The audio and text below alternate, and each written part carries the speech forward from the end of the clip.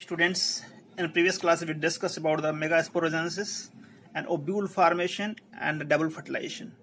हमने देखा था प्रीवियस क्लासेस में कि ओव्यूल का फॉर्मेशन कैसे होता है, उसके बाद हमने डबल फर्टिलाइजेशन को देखा था, ठीक है, कैसे डबल फर्टिलाइजेशन होता है, पेन क्या होता है, ठीक है, इन सब चीज़ों को हमने देखा था। ओव्यूल के काफ़ी स्ट्रक्चर को देखा था, माइक्रोपाइल क्या होता है, चैलिजा क्या होता है, रेफे क्या होता है, सिनर्जिड सेल क्या होती है, ठीक है, इन सब चीज़ों को हम काफ़ी डेप्थ में जाके हमने डिस्कस किया था और हमने समझा था इसके बारे में। अब जो हमें देखना है कि डबल फर्टिलाइजेशन के बाद इवेंट क्या आएगी, ठीक है, तो हमने देखा था पहले भी कि फर्टिलाइजेशन, ठीक है, के बाद जो इवेंट्स होती है वो होती है पोस्ट फर्टिलाइजेशन। तो हमें अब देखना है कि पोस्ट फर्टिलाइजेशन इवेंट में क्या क्या होंगे प्रोसेस। तो आज हम देखेंगे पोस्ट फर्टिलाइजेशन इवेंट्स, यानी कि फर्टिलाइजेशन के बाद की इवेंट्स को हमें देखना है, ठीक है। तो हम आज देखेंगे पोस्ट फर्टिलाइजेशन इवेंट्स, ठीक है। तो सबसे पहली चीज़ है कि हमें ये जान लें कि पोस्ट फर्टिलाइजेशन इवेंट्स में क्या होगा, यानी कि पहले से फर्टिलाइजेशन हुआ, ठीक है, जिसमें हमने देखा था ट्यूब जो पॉलन ट्यूब थी उसमें 2 मेल गैमेट्स थे और सबसे आगे की ओर एक ट्यूब न्यूक्लियस था। तो एक जो मेल गैमेट था वो एग से फ्यूज़ किया और जो एक था रिमेनिंग जो गैमेट्स था मेल गैमेट्स वो क्या हुआ, वो सेंट्रल जो न्यूक्लियाई था पोलर न्यूक्लियाई उससे वो फ्यूज़ किया। डबल फर्टिलाइजेशन का केस हमने देखा था। अब ह्यूमन के केस में देखें अगर, तो फर्टिलाइजेशन के बाद जाइगोट का फॉर्मेशन होता है और जाइगोट के बाद जो है एम्ब्रियो का फॉर्मेशन होता है। लेकिन हम देखें अगर प्लांट के केस में, तो प्लांट के केस में जाइगोट के बाद ऑन द स्पॉट एम्ब्रियो का फॉर्मेशन नहीं होता। क्यों नहीं होता, इसका भी रीज़न है। सबसे पहले चीज़ है कि जब जाइगोट बन जाते हैं आफ्टर फर्टिलाइजेशन, तो जाइगोट के बाद जो जाइगोट होता है उसको रेस्टिंग स्टेज में रखी जाती है कुछ समय तक। क्यों रखी जाती है रेस्टिंग स्टेज में, क्यों जो एम्ब्रियो का फॉर्मेशन होगा उसके लिए सफिशिएंट अमाउंट में हमें क्या हो, फूड रिसोर्सेज उसको मिल पाए। एम्ब्रियो के लिए हमें फूड रिसोर्सेज चाहिए, फूड उसे न्यूट्रिएंट चाहिए, तो वो न्यूट्रिएंट कौन उसको प्रोवाइड करेगा, तो उसके लिए पहले हमें अरेंजमेंट करनी होती है, प्लांट्स को अरेंजमेंट करना होता है। तो उसके लिए सबसे पहले जाइगोट को रेस्टिंग स्टेज में रख के और क्या होना होता है, एंडोस्पर्म का फॉर्मेशन होता है। एंडोस्पर्म मल्टीप्लाई होते हैं, डिवाइड्स होते हैं, बहुत सारे टाइम्स पे डिवाइड होते हैं और पूरा जो अंदर का प्रोसेस होता है, पूरा एंडोस्पर्म्स जो होता है एक तरह से हम कह सकते हैं न्यूट्रिटिव पोर्शन उसका बन जाता है, जो एम्ब्रियो उसको इंटेक करता है, खाता है, उसको एब्जॉर्ब करता है, एज ए फूड मटेरियल वो लेता है। तो सबसे पहली चीज़ आप दिमाग में रखेंगे कि फर्टिलाइजेशन के बाद जाइगोट बनेगा, लेकिन zygote on the spot embryo के फॉर्मेशन में भाग नहीं लेगा, वो जाइगोट रेस्टिंग स्टेज में होगा, ठीक है। जब एंडोस्पर्म का फॉर्मेशन हो जाएगा कम्प्लीटली, ठीक है, तब जाके वो एम्ब्रियो का फॉर्मेशन होना शुरू होगा, ठीक है, जिससे कि वो सर्वाइव कर पाए, ठीक। तो हम आज देखेंगे कि एंडोस्पर्म के फॉर्मेशन कैसे होते हैं और एंडोस्पर्म के कुछ टाइप्स देखेंगे हम देखें अगर, तो एंडोस्पर्म पोस्ट फर्टिलाइजेशन इवेंट की हम बात कर रहे हैं सबसे पहले। तो एंडोस्पर्म की बात करें अगर, तो endosperm development occur before the development of proper embryo, यानी कि एंडोस्पर्म का जो फॉर्मेशन होगा, डेवलपमेंट होगा, अब वो एम्ब्रियो से पहले हो जाता है। हमने बताया आपको क्यों पहले हो जाता है, ये रीजन भी बता दिया आपको, इसमें लिखा भी हुआ है, this is because the development of the embryo requires the heavy nutrition which is supplied by the endosperm. जो हैवी अमाउंट्स होता है न्यूट्रिएंट्स का, उसे सप्लाई करनी होती है एम्ब्रियो को, तो वो कौन करेगा, एंडोस्पर्म करेगा। इसलिए रिक्वायरमेंट्स होती है कि एम्ब्रियो बनने से पहले एंडोस्पर्म का फॉर्मेशन अच्छी तरीके से हो जाए, उसके न्यूट्रिशन की व्यवस्था हम कर लें, ठीक है। तो हमने देखा एंडोस्पर्म। अब यहाँ पे हम थोड़े से टाइप्स को देख लें एंडोस्पर्म को। एंडोस्पर्म, तो एंडोस्पर्म में बात की जाए अगर हम और डीपली बात करें, तो एंडोस्पर्म में जो न्यूक्लियस होते हैं, बात करें 10, जिसने प्राइमरी एंडोस्पर्म न्यूक्लियस बोला था, तो 3 न्यूक्लियस ट्रिप्लॉइड होते हैं, ठीक है। अब यहाँ पे हम देखें अगर टाइप्स ऑफ एंडोस्पर्म, तो टाइप्स ऑफ एंडोस्पर्म की बात करें अगर, तो पहला दे रखा हुआ फ्री एंडोस्पर्म न्यूक्लियस, इसको हम पढ़ेंगे फ्री एंडोस्पर्म न्यूक्लियस, ठीक है। तो फ्री एंडोस्पर्म न्यूक्लियस जो होगा, या फ्री न्यूक्लियर एंडोस्पर्म जो हम कह सकते हैं, इसको मैं अगर हमने इसको हटा दिया, अगर इसको मैं हटा दूँ अगर, तो फ्री न्यूक्लियर एंडोस्पर्म पहला हो जाएगा। सेकंड जो हो जाएगा सेलुलर एंडोस्पर्म, और तीसरा जाएगा आपका हैलोवियल एंडोस्पर्म। ये 3 आपके एंडोस्पर्म जो होंगे बहुत ही इंपॉर्टेंट हैं, इसके टाइप्स एंडोस्पर्म के, वो आपको याद रखने होंगे कि सबसे पहला जो एंडोस्पर्म होगा फ्री न्यूक्लियर एंडोस्पर्म होगा, सेकंड जो होगा वो सेलुलर एंडोस्पर्म होगा, और तीसरा जो होगा हैलोवियल एंडोस्पर्म होगा। अब थोड़ी सी आपके माइंड में आ रही होगी तीनों में डिफरेंसेस क्या हैं, फ्री न्यूक्लियर एंडोस्पर्म में क्या डिफरेंसेस होते हैं, क्या होता है, सेलुलर में क्या होगा और हैलोवियल में क्या होगा। तो इस पर थोड़ा सा डिस्कस कर ले, साथ में करते चलें कि फ्री न्यूक्लियर जो एंडोस्पर्म है उसमें क्या होता है। तो हमने यहाँ फिगर ड्रॉ कर रखा हुआ। अगर मान लेते हैं कि ये एंडोस्पर्म का एक आपका सेल है जो न्यूक्लियस रखा हुआ है, तो सबसे पहले क्या होगा, इसका न्यूक्लियर डिवीजन होगा।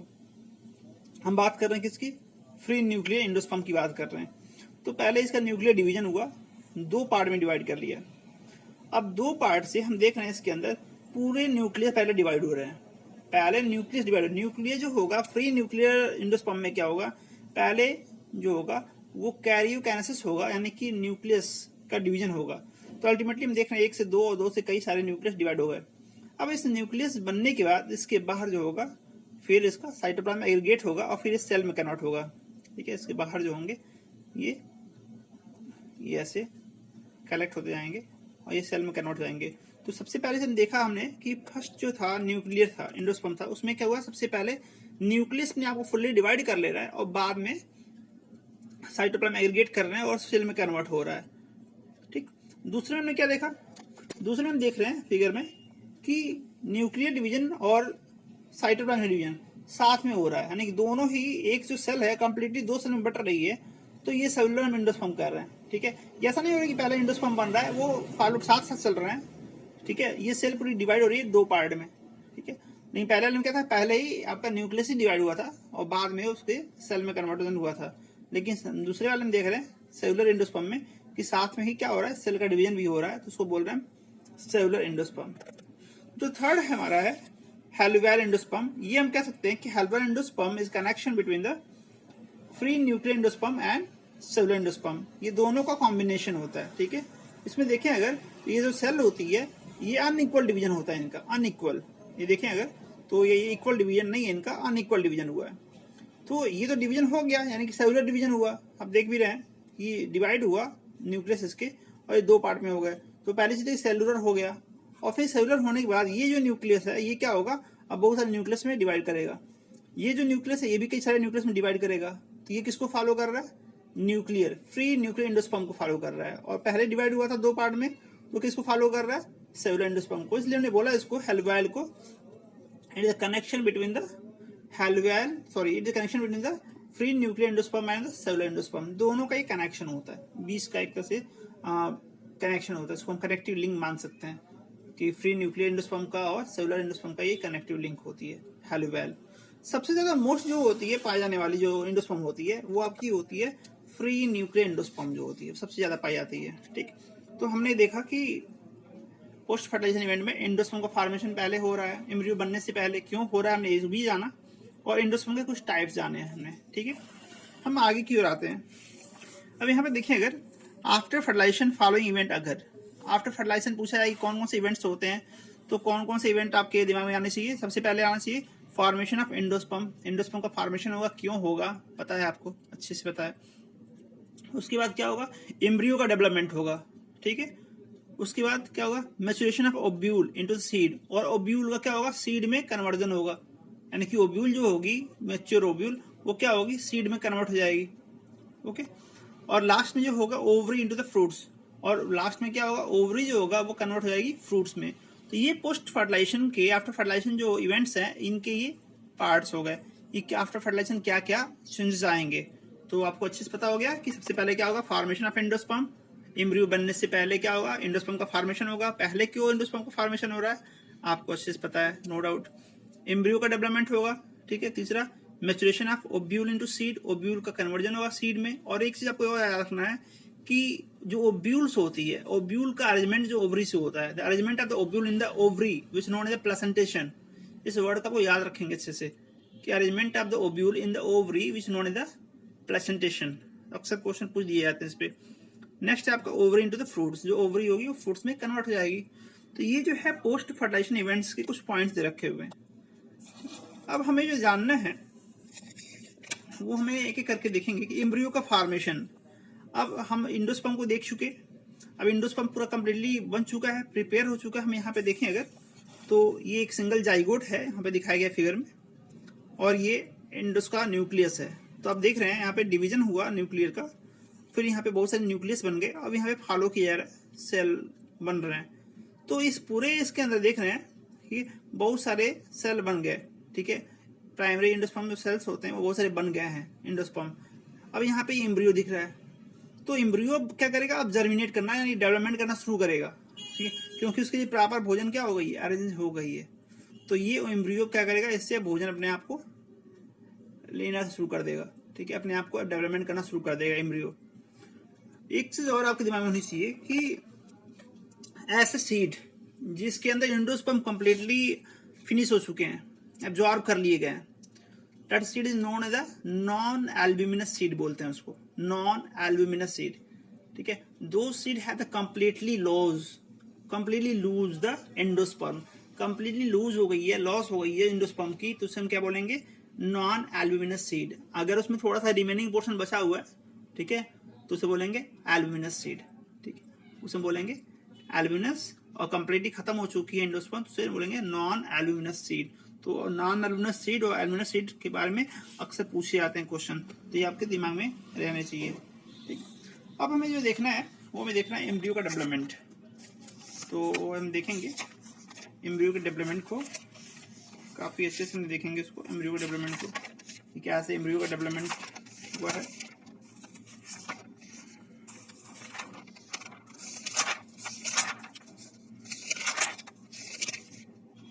हमें एम्ब्रियो का डेवलपमेंट समझना है, तो पहले हमने एंडोस्पर्म देखा है, अब हमें जो देखना है, हम सारी चीज़ों को हम देख चुके हैं, डबल फर्टिलाइजेशन क्या होता है। अब जो हमें समझना है बहुत ही बारीकियाँ, वो हमें देखना है एम्ब्रियो का डेवलपमेंट कैसे होता है, क्या है प्रोसीजर उसमें होते हैं।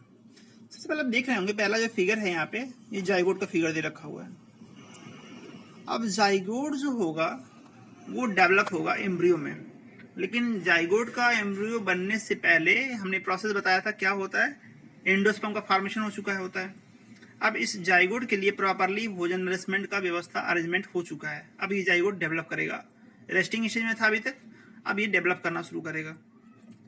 फर्स्ट टाइम जाइगोट जो होगा उसमें क्या होते हैं, ट्रांसफर डिवीजन होते हैं। ये आप दिमाग में बैठाइए कि first time transfer division occur in the zygote.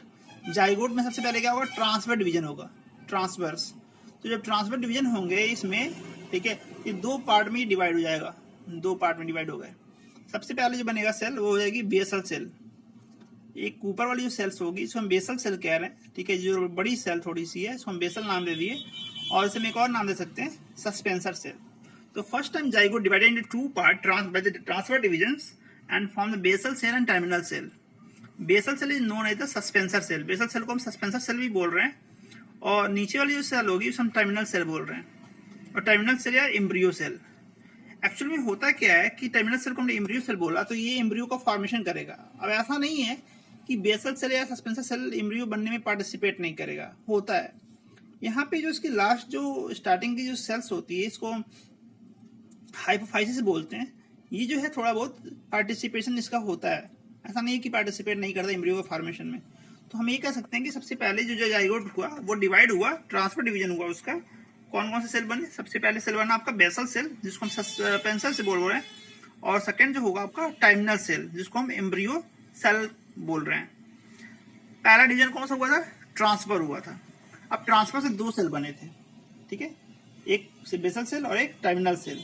अब क्या होगा, जो ऊपर वाली सस्पेंसर सेल है उसमें भी क्या होगा, फिर ट्रांसफर डिवीजन होगा, फिर ट्रांसफर हुआ। तो अब एक जो सेल थी बड़ी वाली, अब क्या हो गई, टू पार्ट में डिवाइड हो गई। जो नीचे की जो आपकी एम्ब्रियो सेल थी, जो टर्मिनल सेल थी, उसमें क्या हुआ, लॉन्गिट्यूडनल डिवीजन हुआ। तो नीचे वाली जो सेल होगी टर्मिनल सेल, उसमें लॉन्गिट्यूडनल डिवीजन होगा, यहाँ से लंबे में दिखाया गया आपको लाइनिंग, लॉन्गिट्यूडनल डिवीजन। और फिर जो ऊपर बेसल सेल है उसमें क्या हुआ, ट्रांसफर डिवीजन हुआ। तो टोटल जो सेल की नंबरिंग होगी कितनी होगी, 4 सेल। तो डाइकोटिलेडन्स के प्रो एम्ब्रियो होते हैं, उसमें जो होते हैं सेल के नंबर वो 4 सेल्स होते हैं डाइकॉट में। लेकिन मोनोकॉट की बात करें तो केवल 3 सेल कंडीशन होते हैं, ठीक है। तो ये सारे क्वेश्चन आप दिमाग में बैठाए रहो कि मतलब कई क्वेश्चन पूछे जाते हैं कि जो डाइकॉट का प्रो एम्ब्रियो है कौन सी सेल कंडीशन में होता है, कितने सेल उसमें होते हैं। तो डाइकॉट की कंडीशन में 4 सेल होंगे, क्योंकि एक बार ट्रांसफर डिवीजन हुआ फिर लॉन्गिट्यूडनल हो रहा है, तो टोटल 4 सेल्स होते हैं। जबकि जो मोनोकॉट की बात करेंगे अगर, तो उसमें 3 सेल्स होते हैं, ठीक है। अब यहाँ पे देखें अगर, तो ये आपका बेसल सेल है, ये लगातार अब डिवाइड हो रहा है, पूरी एक लंबी चेन बन गई है, ट्रांसफर डिवीजन कर करके पूरा इसका लंबा चेन बन गया, जिसको हम सस्पेंसर कह रहे हैं, जिसकी 6 to 10 सेल होते हैं जिसके अंदर, ये कभी कभी अलग अलग बुक्स में ये डिफर भी कर सकता है ये नंबर सेल के। तो 6 to 10 सेल का एक लंबा चेन बन जाता है जिसको हम सस्पेंसर बोल रहे हैं। जो नीचे की एम्ब्रियो सेल्स होते हैं वो डिवाइड कर रहे हैं अपने आप को, फिर लॉन्गिट्यूडनल हुआ था एक बार, फिर वह ट्रांसवर्स होगा, ठीक है, तो 4 सेल में हो जाएंगे, और फिर एक बार पेरिक्लिनल डिवीजन होगा, तो ये टोटल जो सेल के नंबर हो जाएंगे वो 16 सेल में जाएंगे, ठीक है। नीचे का जो एम्ब्रियो सेल्स होता है वो टोटल जिसकी नंबर होती है वो 16 सेल हो जाएगी, और जो सस्पेंसर होंगी वो 6 to 10 सेल होती है। सस्पेंसर सेल का जो मेन वर्क जो होगा वो कह सकते हैं कि जो एंडोस्पर्म्स है, जो उसका न्यूट्रिटिव पोर्शन होता है उसको एब्जॉर्ब करना, ठीक है, सक करके, और एम्ब्रियो को प्रोवाइड करना होता है, ठीक है। हमने यहाँ पे स्टार्टिंग बोला था कि सस्पेंसर सेल जो होती है, ऐसा नहीं कि एम्ब्रियो बनने में पार्टिसिपेशन नहीं उसका होता है। यहाँ पे जो हमने दिखाया है आपको हाइपोफाइसिस नाम दिया है, ठीक है। तो ये आपको समझ में आ गया कि जाइगोट जो है कैसे अपने आप को डेवलप कर रहा है। सबसे पहले जाइगोट हमने देखा कि 2 पार्ट में डिवाइड हुआ, ठीक है, ट्रांसफर डिवीजन हुआ, तो बेसल सेल और टर्मिनल सेल बने, फिर उसके बाद से फिर ट्रांसफर और एक बार लॉन्गिट्यूडनल डिवीजन हुआ तो 4 सेल में हो गया, जो डाइकॉट कंडीशन में होता है। मोनोकॉट हमने 3 सेल कंडीशन में बताया। उसके हमने कहा कि जो बेसल सेल होती है वो लगातार कंटिन्यू डिवाइड कर रही है, एक लंबी चेन बन रही है सेल की ट्रांसफर डिवीजन के थ्रू, उसे हम सस्पेंसर कह रहे हैं, जिसकी नंबर जो है 6 to 10 सेल हो सकते हैं। नीचे की जो क्या है आपका एम्ब्रियो सेल है वो क्या कर रहा है, एक बार लॉन्गिट्यूडनल हुआ था, फिर ट्रांसफर होगा, फिर पेरिक्लिनल डिवीजन होंगे, तो टोटल जो सेल की नंबर हो जाएगी वो 16 सेल के लगभग हो जाएगी, 16 सेल, जिसको हम ग्लोबुलर एम्ब्रियो भी कहते हैं, ठीक है। तो ये आपको फिगर में आई थिंक समझ में आ रहा होगा कि फिगर कैसे कैसे हम आगे बढ़ते आ रहे हैं। अब नेक्स्ट फिगर है, यहाँ पे हम देखें, यहाँ पर नीचे लिखा भी हुआ है hypophysis form radical and root tip. जो ये हाइपोफाइसिस पोर्शन आप देख रहे हैं ना ये, ठीक है, वो रेडिकल और रूट टिप को बनाएगा, ठीक है। तो आपको याद रखना होगा कि hypophysis form radical and root tip, ठीक। अब हम इसको आगे आए, अगर हम इस आगे वाले फिगर को देखें अगर, तो ये सस्पेंसर सेल हो गई 6 to 10, ये ग्लोबुलर सेल हो गई जिसकी हमने नंबर बताया 16, ठीक। यहाँ पे हाइपोफाइसिस होती है। अब इसको शेप में कुछ चेंजिंग होती जाएगी कंटिन्यू, ठीक है। तो आपके शेप जो चेंज हो रहे हैं एम्ब्रियो के, उसकी चेंजिंग पैटर्न को आपको याद रखना होगा। तो ये ग्लोबुलर हो गया। अब यहाँ पे नेक्स्ट जो फिगर है 6 नंबर फिगर, उसमें हम देखें अगर, तो ये जो ग्लोबुलर एम्ब्रियो था वो अपने आप को चेंज किया, थोड़ा सा ये हार्ट शेप का आ गया, तो ग्लोबुलर शेप क्या हो गया, ये हार्ट शेप आ गया, ठीक है। तो ये हार्ट शेप में कन्वर्ट हो जाएगा और ये इसका सस्पेंसर हो गया, ठीक है। और फिर चेंजिंग आएगी, तो हम देखें अगर, तो ये सस्पेंसर हो गई, और यहाँ पे हाइपोफाइसिस था जो क्या बनाएगा, रेडिकल, और रेडिकल से बनेगा रूट बनाएगा, ठीक है। तो यहाँ पे रेडिकल आर से रेडिकल, आर से रूट, ठीक है। तो यहाँ पे आपका रूट रेडिकल बन जाएगा। और यहाँ पे हम जो देख रहे थे ये हार्ट शेप था, वो अपने आप को कन्वर्ट कर लिया ये डाइकोटिलीडन्स में।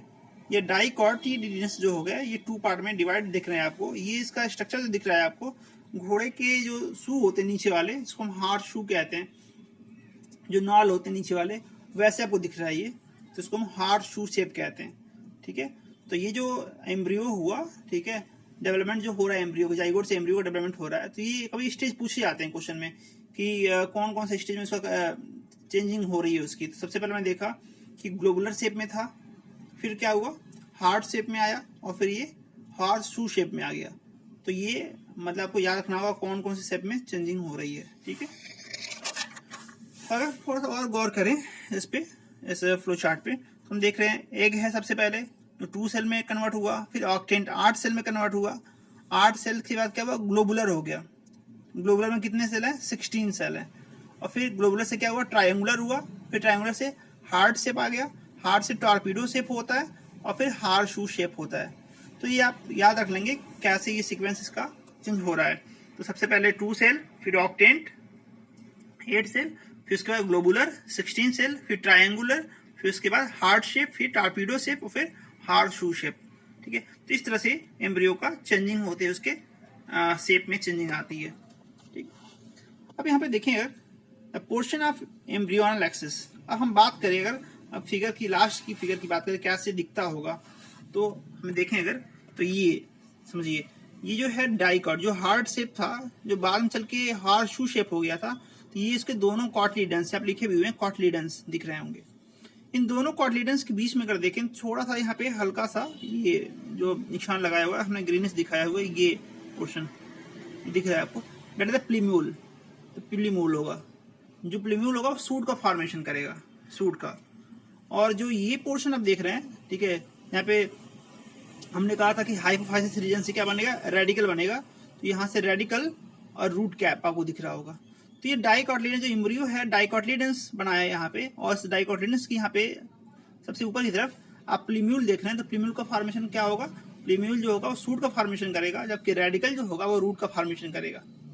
इसमें दो चीजें पूछी जाती हैं जो आप नाम देख रहे होंगे इसमें, इपिकोटाइल और हाइपोकोटाइल। तो इपिकोटाइल क्या होता है और हाइपोकोटाइल क्या होता है, आपको दो चीजें याद रखनी है। तो इपिकोटाइल जो होगा ये अपर पोर्शन होता है, ठीक है। ये जो प्लीम्यूल का पोर्शन है ये कॉर्डिनेट्स में, ये जो अपर पोर्शन है ये दैट इज द इपिकोटाइल, ठीक है। जो लोअर पोर्शन होता है दैट इज द हाइपोकोटाइल, इसको हम हाइपोकोटाइल बोल रहे हैं। तो hypocotyl lower portion and the प्लीम्यूल portion जो होगा upper portion that is the epicotyl. EP मतलब ऊपर, ठीक है। आप थोड़ा और फिगर देख लें इसका, हम हार्ट शेप दिख रहा है आपको। तो ये हम देखें, अगर हमने लाइनिंग किया हुआ है, ठीक है, और ये प्लीम्यूल देख रहे हैं आप, और हमने क्या किया, बीच में एक लाइनिंग ड्रॉ किया हुआ है, ठीक है। ये लाइनिंग जो होगी जिसे हम बोलते हैं एम्ब्रियोनल एक्सिस, यहाँ पे राइट किया हुआ है एम्ब्रियोनल एक्सिस। एम्ब्रियोनल एक्सिस है ये दो जो शेप दिख रहे हैं आपको, हार्ट शेप, ये प्लीम्यूल हो गया, ठीक है। और ये हमने अंडरलाइनिंग कर दिया है, यहाँ पे डॉटेड लाइन किया है। तो ये जो पोर्शन है आपको ऊपर वाला पोर्शन, यानी यहाँ से लेके यहाँ तक की पोर्शन, और ये पोर्शन यहाँ से यहाँ तक जो है दिख रहा है आपको, दैट इज इपिकोटाइल। ये इपिकोटाइल पोर्शन होंगे। और इस प्लीम्यूल के ठीक नीचे का जो हिस्सा होगा, एरिया होगा, ये जो कहलाएगा हाइपोकोटाइल। और जो मिडिल पोर्शन है ये लॉन्गिट्यूडनल जो दिख रहा है आपको, लंबी सी, ठीक है, लाइनिंग दिख रही है, दैट इज एम्ब्रियोनल एक्सिस। ये एक्सेस पोर्शन है, ठीक है। यानी कि एम्ब्रियोनल एक्सिस इन्होंने टिजलम, उसको टिजलम बोलते हैं, बहुत ही इंपॉर्टेंट वर्ड है ये टिजलम। तो अक्सर पूछा गया है कई बार, टिजलम होता क्या है ये। तो tigellum is the embryonal axis. Embryonal axis को हम टिजलम बोल रहे हैं। आपको दो तीन वर्ड आपको कंफर्म हो गए, इपिकोटाइल क्या होता है, हाइपोकोटाइल क्या होता है, टिजलम क्या होता है, ठीक है। तो आप इन सब बातों को याद रखेंगे, इपिकोटाइल क्या होता है, हाइपोकोटाइल क्या होता है, और शेप में चेंजिंग कैसे कैसे आ रही है, कौन कौन से शेप बन रहे हैं। तो पहले हमने देखा था एग था, फिर ऑक्टेंट हुआ, ठीक है। उसके बाद क्या हुआ, ग्लोबुलर आया, तो ग्लोबुलर में 16 सेल हुए। उसके बाद ट्रायंगुलर हुआ, फिर हार्ट शेप हुआ, फिर टारपीडो शेप हुआ, फिर हार्ट शू शेप हुआ। तो ये सीक्वेंस है, आप सीक्वेंस को याद रखेंगे, ठीक है। ये आपने देखा, हमने पहले ही बताया आपको, in monocot pro embryo 3 cell stage. Monocot में क्या होगा, 3 सेल स्टेज में होगा, but in dicot pro embryo is 4 cell stage. यहाँ पे थोड़ा हम देखेंगे टेस्टा और टैगमेन क्या होते हैं। टेस्टा और टैगमेन की बात थोड़ा सा कर लें अगर, तो टेस्टा और टैगमेन जो एम्ब्रियो डेवलपमेंट हो रहा है, ठीक है। तो एम्ब्रियो जो डेवलप हो रहा है, ठीक है, तो एक तरह से क्या होगा कि लास्ट में चल के सीड का कन्वर्जन होगा, अब सीड में कन्वर्ट होगा। तो दो वर्ड आपको और सामने आएंगे, टेस्टा और टैगमेन। तो टेस्टा क्या होता है, आउटर सीड कोट, आउटर जो सीड कोट होती है, सीड के बाहर आउटर कवरिंग होती है, that is known as testa, which made by the outer integument. जो आउटर इंटेगुमेंट्स होती है ओव्यूल की, वो क्या बनाएगा, आउटर लेयर सीड का बनाएगा, जिसे हम टेस्टा बोलते हैं। तो ये वर्ड पूछे जाते हैं, टेस्टा वर्ड, टेस्टा किसे कहते हैं। सेकंड जो रखा है टैगमेन, टैगमेन किसे बोलेंगे, इनर सीड कोट, जो सीड के अंदर की जो कोट होती है, लेयर होती है, उसे बोलेंगे हम टैगमेन। जो किसका बना होता है, it made by the inner integument of ovule. Ovule हमने पढ़ा था, तो ओव्यूल की आउटर इंटेगुमेंट और इनर इंटेगुमेंट, तो आउटर क्या बनाएगा टेस्टा, और इनर क्या बनाएंगे टैगमेन। तो आई थिंक हमने जो है आज जाना कि कैसे पोस्ट फर्टिलाइजेशन इवेंट कैसे हो रहा है, ठीक है, कौन कौन से प्रोसेस हो रही हैं, ठीक है, एम्ब्रियो का कौन कौन से स्टेज आया, इन सारी चीज़ों को हमने आज स्टडी किया। नेक्स्ट जो लेक्चर होगा उसमें हम देखेंगे थोड़ा सा सीड के बारे में स्टडी करना है और फ्रूट्स के बारे में स्टडी करनी है। तब तक के लिए धन्यवाद।